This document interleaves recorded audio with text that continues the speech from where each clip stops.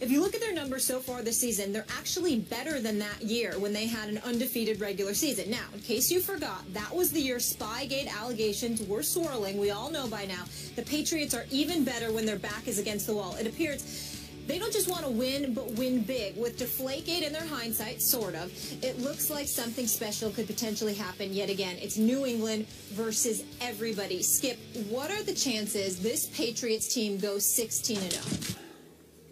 Molly, Stephen A., I don't want to jinx my Patriots by saying they're going to go 16-0. I'm just going to say it's extremely likely. It's extremely probable they will go 16-0 because the great Tom Brady is on an 07-like mission to show the NFL what he thinks of Deflategate. Deflate this. He's going to deflate every opponent in a row. He's taking it out. He's going psycho Tom on foe after foe after foe. The other day I was talking to the great Jay Feely, a close friend of Tom Brady's, and he said, I'll clean it up a little bit. A ticked-off Tom Brady is a thing of beauty. I like that line a lot because it is. It's a thing of beauty, except for those people who have to try to stop him. And a lot of teams are going to have a big problem stopping Tom Brady, including one game on a Sunday night at Indy, October 18th. That's going to be, in Brady's eyes, the dirty rats game. You know, the people who whistle, the whistleblower game for Tom Brady. Do you really think the Colts are going to stop the Patriots that night, even in Indianapolis? I do not think so. I think he will really take it out on Andrew Luck and company that night for turning them in that night. Obviously, AFC Championship game in Foxborough, which started Deflategate. Then they do have a tricky game against Peyton Manning at Denver. Maybe Peyton's a little, so to speak, ticked off because of what got divulged when all the text messages came out, the emails came out, that Tom Brady took a little shot, a competitive shot at Peyton. Maybe he will rise to that occasion. I don't think so. Even though he's got a defense to back him up this year, Peyton does in Denver. I think that the Patriots might be a slight favorite in that game. It'd be close, but maybe slight favorites. That's a dicey game, but I would give that to New England. And then finally, December 27th, second to the last game, versus the arch-rival Jets at Jets. That'll be a tough one. It could come down to that. They could be 14-0 at that point. Would you give that to Todd Bowles and Darrelle Revis? I don't know. Not after what we saw, obviously, last Sunday, but I think that'll be a dicey game. So I'm going to say at Denver, at Jets, two possibly losable games, but not likely. So can I envision 16-0 with Tom Brady at the helm, driving this bus? You better believe I can. I can't. I think that the New England Patriots will definitely lose one, likely go 14-2, possibly go 13-3. They will not go undefeated because the one that I am absolutely booking, obviously considering all things being equal, meaning everyone being healthy and just looking at the personnel that both teams have and how they're playing, I believe that the Denver Broncos will beat New England in Denver. That's the one that I'm not wavering on one bit. The Patriots will lose to the Denver Broncos so long as all the bodies remain intact and everybody remains healthy. Okay? The other two possibilities, I don't consider the Bills to be one of them. I think on the road in New England, I don't believe that the Bills will be able to do it. I think that the Jets have a shot. They'll get annihilated at MetLife in New England. But I think at MetLife Stadium on December 27th, I believe the Jets have a chance at winning that game. Yep. And I do believe that the other game that I'm going to look at is I think the Giants have a chance of beating the Patriots on November 15th. I'm surprised you didn't bring that up right away. That's the one I circled for you. Right. I thought you'd go right to that game. I think that the Giants on November 15th, assuming Victor Cruz is back by then, with Odell Beckham Jr. and Ruben Randle, with a guy like Shane Vereen, who has some degree of familiarity, even though we know Bill Belichick's a genius and he knows how to switch things up. Yeah. I think Shane Vereen will be familiar with them to some degree and will be able to school them on at least a few things that the New England Patriots may do that afternoon. I expect that to be a high-scoring contest, but I think the Giants will make just enough plays. I'm still reserving the right to pick that game. I don't know. It depends on what I see from the Giants in the coming weeks. But right now, I would say to you, it's a possibility that New England is going to lose two or three of those games. Denver, at the Jets, and at the Giants. I don't think they'll lose 2 games at MetLife Stadium, but I definitely believe they'll lose 1.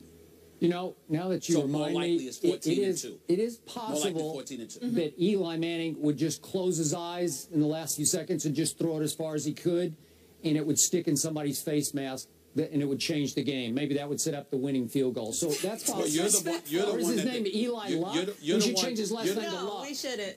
No? How many rings does he have? You're the one. Oh, yeah. 2 lucky rings. How many do He's got 2. Yeah, Tony? Oh, yeah. I can't remember that. Yeah. You're the one that sits up there and laments Super Bowl championships based on luck. We don't care. We'll take it any way that we can get it. Well, that's the only way you're going to get it from Tom Brady. Which you are with your teams as well. Yeah. Damn Whatever. right. Yeah. He ain't winning Super Bowl this year. All right. Stephen A. says the Patriots will go 14-2. Skip says highly likely they'll go 16-0, and I will keep mine to myself so I don't jinx anybody. Thank you. So, completed his 12th career fourth-quarter overtime comeback Sunday, mostly due to the fact that he had time to throw.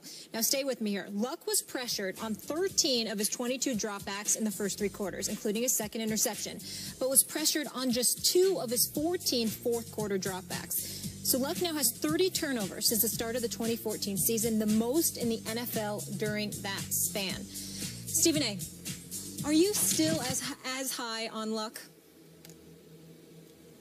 In all fairness and in all honesty, Skip, no, I am not. I still believe that he's a fantastic young quarterback who's got a tremendous amount of promise. And I love his guts. In the fourth quarter alone, what are the numbers here? 11 for 13, 144 yards, 2 touchdowns inside of 59 seconds, thanks to Dwight Lowry's second interception of the game. He showed up when it counted most, and he deserves a lot of credit for that. But these turnovers that he continues to make put Indianapolis in a hole. Now, I've been on the record saying on many, many occasions, they need to help him out. They need to protect him better. They need to get guys out of his face. They need to put him in a position where he can stand back there and throw the football like other quarterbacks have the luxury of doing. And by and large, a lot of the mistakes that he's made, being sacked 100 times in his first 3 years in the NFL, although it dissipated over the last 2 years, is still entirely too many. The amount of hits, he's gotten hit more than any quarterback in the NFL. We get all of that. But knowing this, he still runs out of the pocket, and it ain't just interceptions. He's fumbling the ball when he gets hit. He's scrambling, and he's not protecting the ball the way that he should. And it seemed over the course of a couple of games this season to have become more of a mental issue as anything else. Sort of praying, Skip, that you don't make those mistakes rather than just playing. The first 3 years that he played in the NFL, I just saw a guy trying to overcompensate and make things happen, leading his team to 3 consecutive 11-5 seasons and advancements in the postseason each year. What I've seen this year thus far, with the exception of that fourth quarter on Sunday against Tennessee, I saw a guy that seems mentally warped, literally afraid of the next mistake he's going to make. Wow. I don't see the same Andrew Luck mentally, and he's going to have to overcome that. He's young. It's no reason to panic or anything like that.